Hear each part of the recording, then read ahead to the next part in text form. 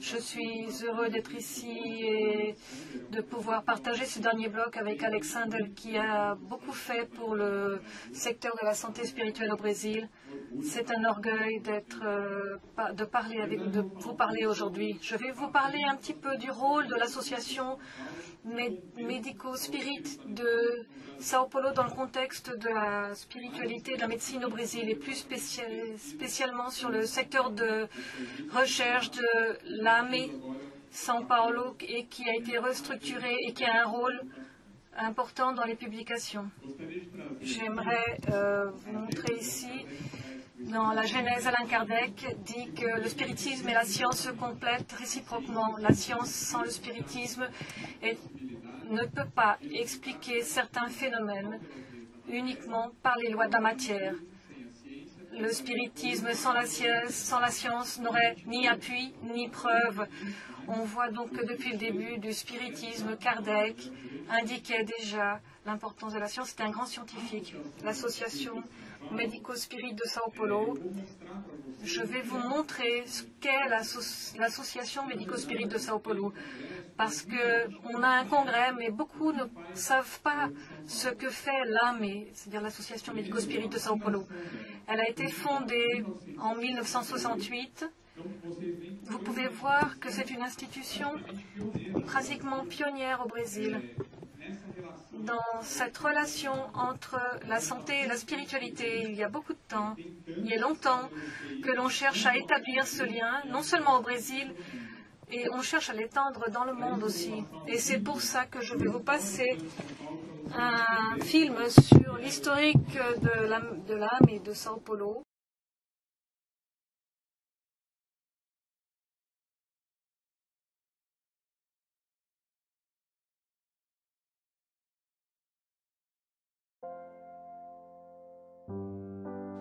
Association Médico-Spirit de Sao Paulo. Présentation.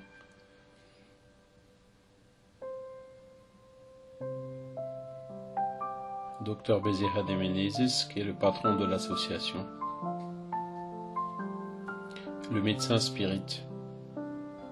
Le médecin spirit, il doit travailler suivant les conditions qui lui sont offertes par l'exercice de la profession. Et bien sûr, il se sent souvent limité parce qu'il a une vision plus ample des choses. Il sait que le patient qui est devant lui est formé d'un corps mental, d'un corps spirituel ou père-esprit et d'un esprit. Ainsi, c'est un individu complexe. Et bien sûr, tout cela est accouplé au corps physique. L'association Médico-Spirit de Sao Paulo, AMSP, est une organisation religieuse, scientifique, culturelle, caritative et sans but lucratif, qui a pour finalité l'étude de la doctrine spirit codifiée par Allan Kardec et de sa phénoménologie en vue de ses relations, son intégration et son application dans les domaines de la philosophie, de la religion et des sciences, en particulier la médecine, cherchant à la fonder par des études, des idéalisations et la réalisation d'expériences et de recherches dans ce sens. Fondation de l'âme São Paulo le 30 mars 1968. Liste des participants à la première réunion Médico-Spirit. Fondateur Dr Luiz Monteiro de Barros à droite et Dr Antônio Ferreira Filho à gauche. D'autres fondateurs de l'association de médecins spirit de São Paulo. Docteur, il y a 42 ans, en mars 1968, a été fondée l'âme São Paulo, dans un effort de nombreux médecins qui ont réalisé une véritable épopée jusqu'à la fondation de cette association. Et elle a été considérée comme l'embryon des autres associations parce que c'est la première qui a été fondée et qui a collaboré énormément à la fondation des autres associations et en particulier de l'âme brésilienne qui s'est produite en 1995.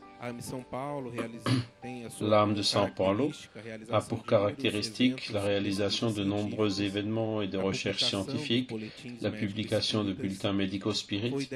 C'est elle qui a réalisé le congrès des médecins jusqu'en 1995, alors que ces congrès ont été passés à la responsabilité de l'organisation au niveau du Brésil. L'Association médico-spirit de Sao Paulo, AMSP, a pour but l'étude de la doctrine spirit et de sa phénoménologie, promouvant l'interface de ses contributions à l'entendement de la santé et de la maladie, proposant une pratique médicale plus large et plus accueillante. Réunion réalisée dans la décade de 1970. Visite à Chico Xavier.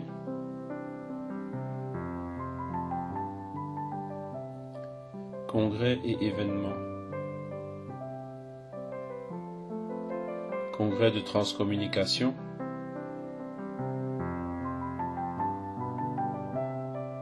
Quatrième symposium brésilien de parapsychologie, médecine et spiritisme. Dr Harold Koenig, États-Unis, au Medinesp de 2003. Amit Goswami, au Medinesp de 2003. Commémoration des 40 ans de l'association.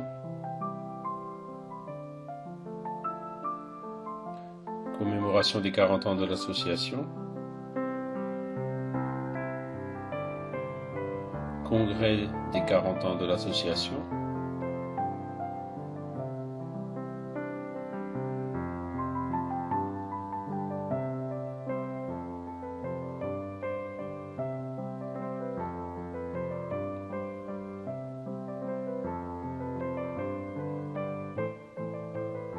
Santé et spiritualité dans les universités. Dr Mario Pérez. Le domaine de santé et spiritualité est un grand défi, tant pour les recherches que dans la pratique clinique. Et chaque fois plus, ce sujet est inséré tant dans le milieu académique que dans le milieu scientifique, ainsi qu'au jour le jour des médecins. La recherche provient tant des autres médecins et professionnels de la santé que de la recherche des patients eux-mêmes qui souhaitent recevoir un traitement et une compréhension plus adéquate du processus entre la santé et la maladie. Workshop santé et spiritualité dans la pratique clinique. Symposium de santé et spiritualité en partenariat avec l'université l'UNITAO, département académique au MEDNESP de 2005. Recherche scientifique en santé, spiritualité et spiritisme. Des médecins américains ont suivi 6500 patients et ont constaté que la foi les a aidés à prévenir des maladies cardiaques. Il peut y avoir de 30 à 35% la réduction des taux de mortalité, mais sur une longue durée, c'est-à-dire de 10-15 ans jusqu'à 31 ans. Poster du congrès brésilien de clinique médicale. Poster du congrès américain de gériatrie. Publication du département de recherche de l'âme São Paulo.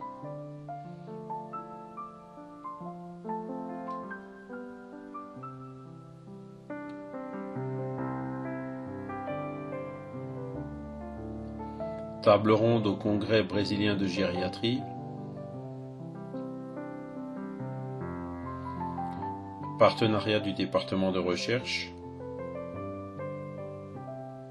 Département de communication.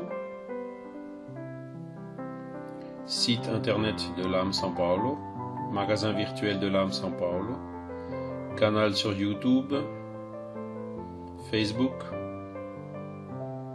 Twitter de l'âme São Paulo. La santé, c'est la parfaite harmonie de l'âme, Emmanuel. C'est la médecine de l'âme qui est notre objectif. Cette médecine qui va au-delà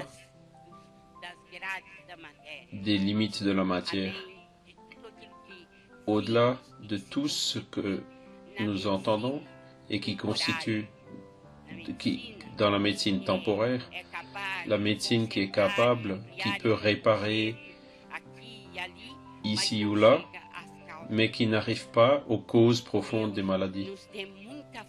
Que Dieu nous donne beaucoup de force et surtout beaucoup d'humilité pour traverser ces périodes obscures et difficiles que nous vivons aujourd'hui et que la médecine puisse se projeter merveilleuse, la médecine de l'âme, la médecine du futur.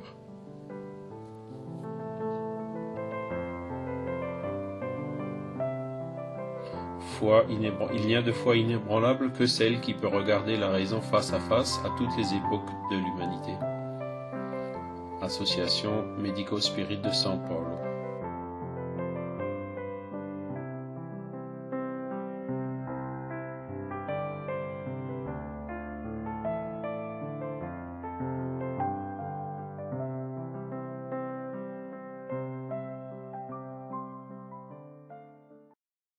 C'est donc l'association de médecins spirites de São Paulo. Au Brésil, nous avons donc plus de 40 âmes et chacune a sa particularité. Je vais parler un petit peu du département de recherche de l'âme São Paulo. Il est apparu ou réapparu en 2008 sous le nom de NUPAM. Ce département était important auparavant, mais il a perdu peu à peu son aspect scientifique et qui est réapparu en 2008. L'objectif principal est la diffusion de la connaissance et de la recherche en santé et spiritualité. Le sujet et le terme santé et spiritualité impliquent l'étude des implications de la religiosité et de la spiritualité dans la santé. Dans cette idée, nous plaçons un sous-point qui est la santé et le spiritisme. Nous étudions donc la santé et la spiritualité dans son sens le plus large et œcuménique, jusqu'à la thérapeutique spirit aussi, entre autres.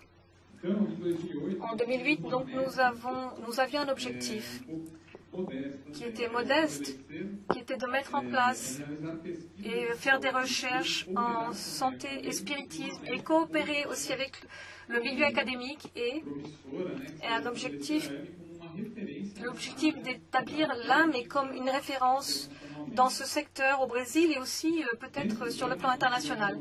Et nous avons eu quelques conquêtes que je voudrais donc vous faire connaître.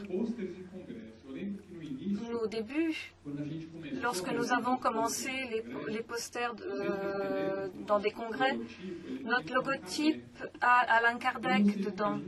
Donc vous imaginez un peu la commotion que cela a engendré lorsque nous avons commencé à divulguer les posters avec Allan Kardec. Et au début, c'était curieux, les personnes regardaient et trouvaient ça drôle, pensaient que ça n'avait aucune valeur scientifique, mais peu à peu, ils se sont rendus compte que le travail était très sérieux. En 2008, nous avons publié un poster au Congrès brésilien de gériatrie, qui a été le premier, et en 2009, nous avons eu une grande production scientifique au Congrès mondial du sommeil à São Paulo et au Congrès de néphrologie de São Paulo.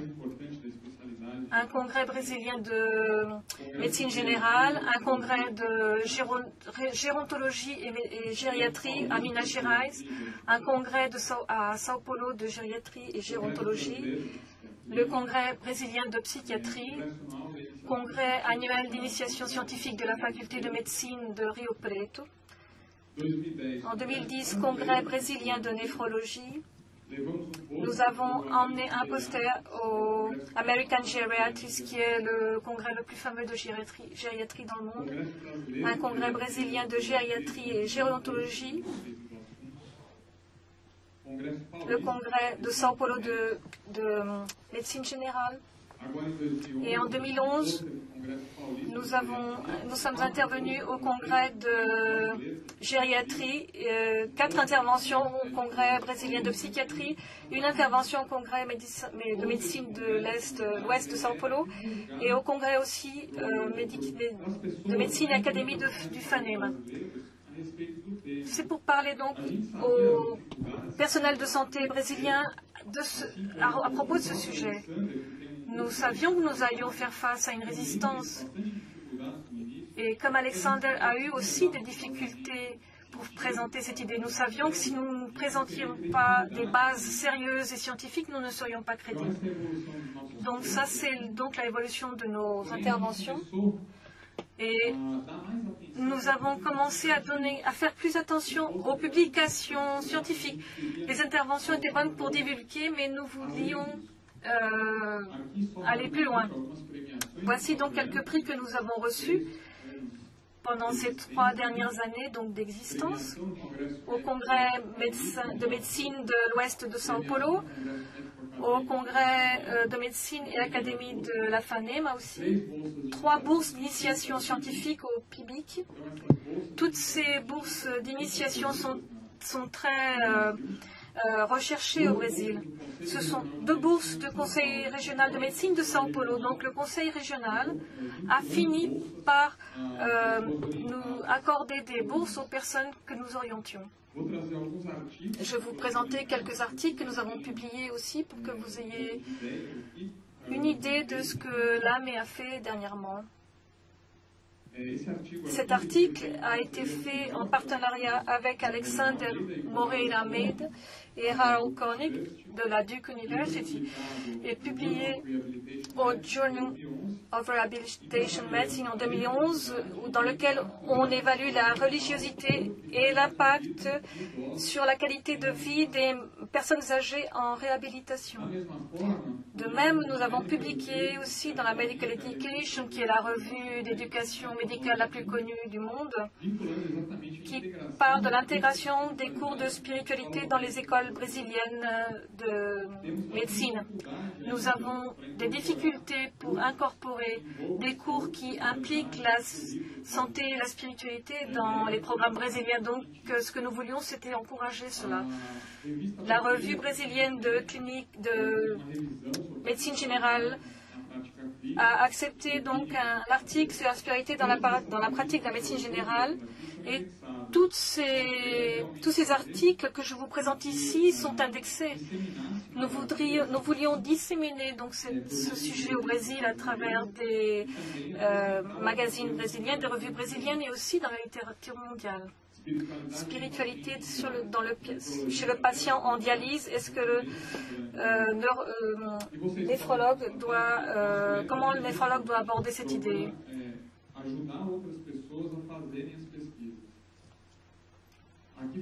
Ici, nous parlons un peu du coping religieux et spirituel.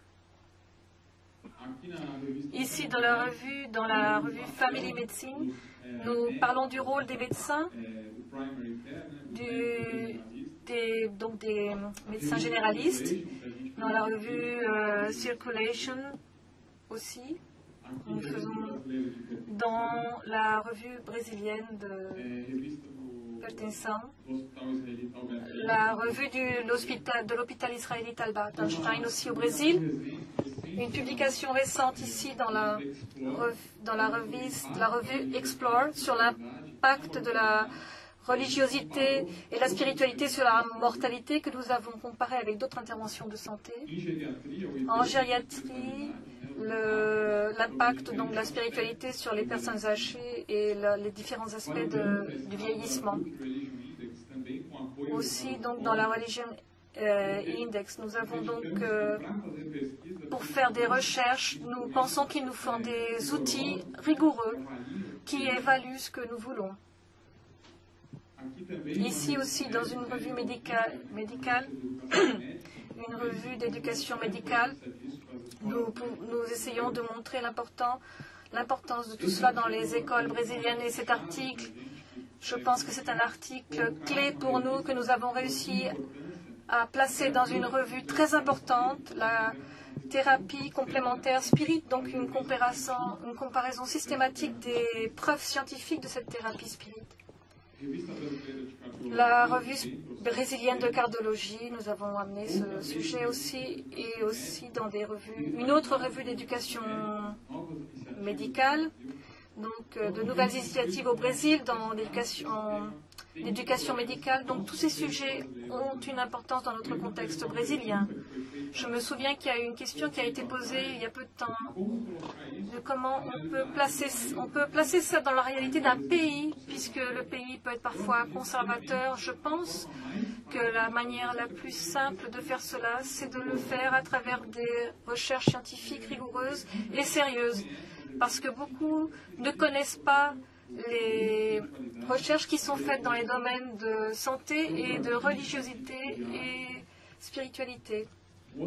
Un autre article ici qui va être publié dans la revue La télé américaine d'infirmerie. Et ici, donc, un peu comment ont évalué les publications dans notre département de recherche à la AME São Paulo. On peut voir ici donc les chapitres de livres, donc il y en a eu 5 cette année, des articles il y en a eu 8 en 2010 et 13 en 2011 et 2008. En 2008, nous avions une intervention et en 2011, nous en avions pratiquement 30. Une indexation, donc, nous pensons donc que l'indexation dans les journaux, dans les revues de bonne qualité est très importante pour nous.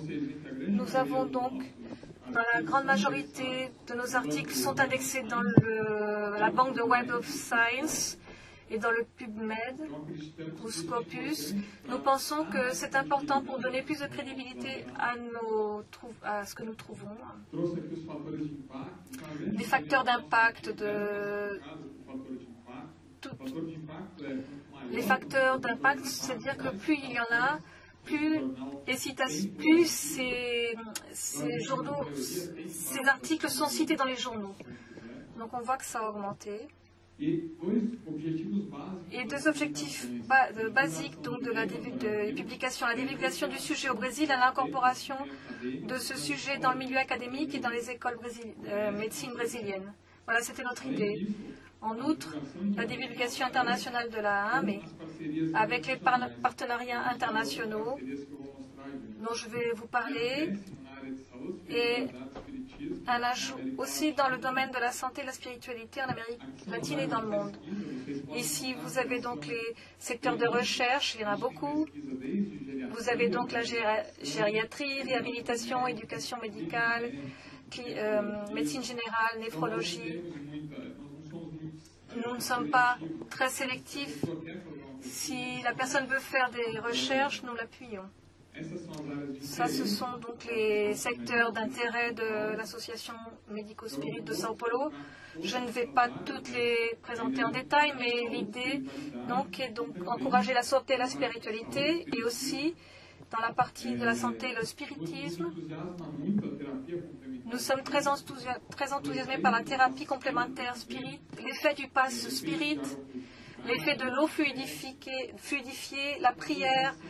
Ce sont des lignes que nous aimerions développer ou que nous avons déjà développées. Voici quelques membres du département de recherche. Nous avons des chercheurs connus comme le docteur Álvaro Bezum qui a plusieurs 400 publications, presque 400 publications dans le PubMed. Le docteur Mario Pérez qui vous a fait une conférence ce matin. Le docteur Fabio Nasi et autres. Et nos partenariats, particulièrement, je suis très fière du partenariat avec le docteur Harold Koenig à la Duke University et le docteur Alexander aussi, qui a un partenariat avec lui aussi. Il n'est plus seulement un partenaire, c'est un ami maintenant.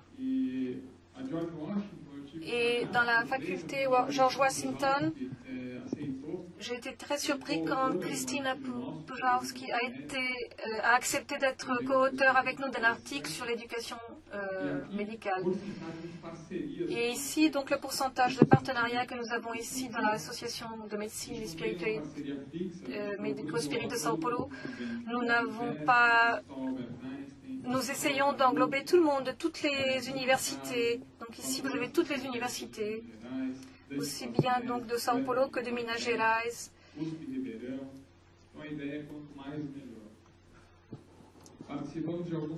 Nous avons participé à des congrès, du congrès brésilien d'éducation médicale, congrès brésilien de médecins généralistes. Nous avions donc 4 intervenants. Congrès de Société de cardiologie de l'État de Sao Paulo, le congrès brésilien de gériatrie, uniquement au congrès de Sao Paulo de neurologie aussi.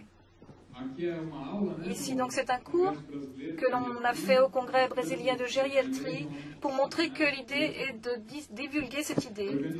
Nous avons fait avec l'université de Taubaté à Sao Paulo un symposium de santé et spiritualité, et cela a ouvert une brèche pour arriver à placer une discipline de santé et spiritualité dans l'université de Taubaté, et ce fut un grand bonheur pour nous parce que nous savions que nous pourrions commencer à divulguer cela pour la formation des médecins.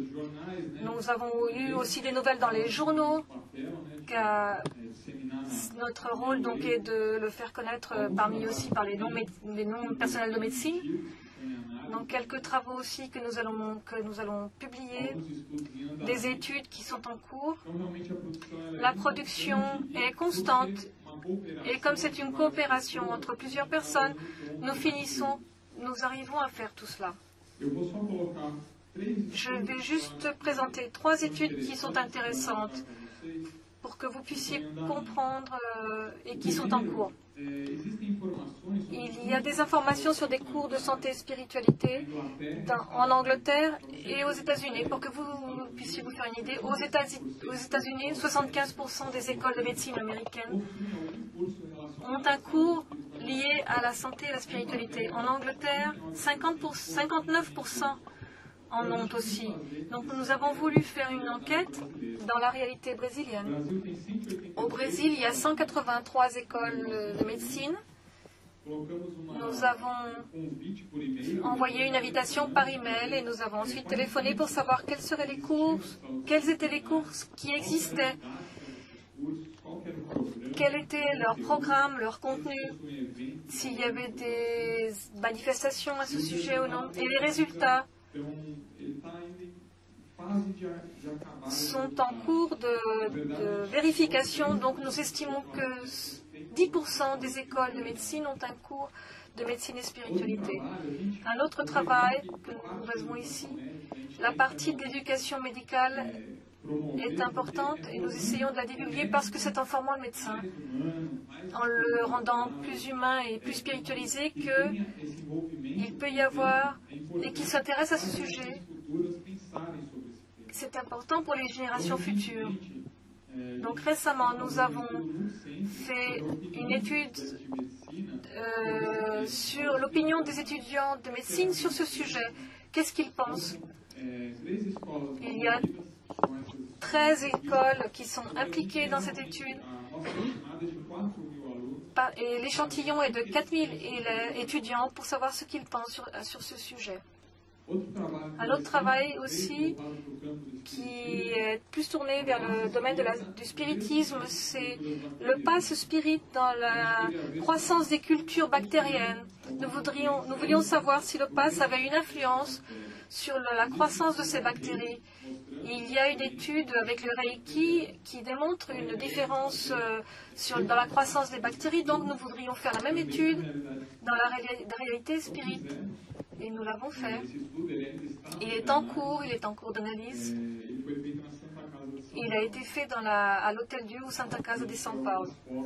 Nous avons ici quelques photos de l'étude. Et la dernière étude, qui est donc presque conclue, c'est le profil de traitement spirituel réalisé dans les centres spirites des villes de Sao Paulo, de la ville de Sao Paulo, pardon. C'est pour pouvoir faire une cartographie des traitements spirites qui sont mis en place dans les centres de Sao Paulo. Nous avons 504 centres spirites et nous avons étudié le traitement qui est encore en cours d'analyse. Le centre a tant grandi qu'il est devenu un département de la São Paulo. Il a été modernisé. Donc je vais vous présenter ces considérations finales dans lesquelles je crois. Je vous disais donc, nous avions un peu de préjugés au début, et il y en a encore, mais le préjugé ne tombe qu'avec une science rigoureuse et sérieuse, comme tous ceux qui se sont présentés aujourd'hui ont essayé de vous le montrer, et avec beaucoup de travail. Aussi, c'est en travaillant que l'on parvient à quelque chose.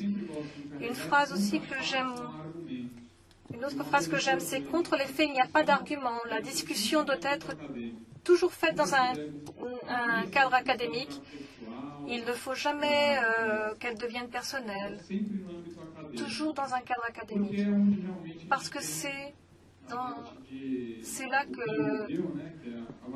qu'on a là une évaluation par pair, le peer review, donc cette évaluation est importante. Et donc je vous présente ici la phrase d'Alan Kardec, la foi inabalable est celle qui peut faire face à la raison en toute époque de l'humanité. Je pense réellement aujourd'hui que la médecine aujourd'hui est très matérialiste et que ce courant qui se présente et qui vient du Brésil ici essaye de montrer justement le contraire, que nous avons un côté humain et spirituel qui doit être valorisé. Merci beaucoup.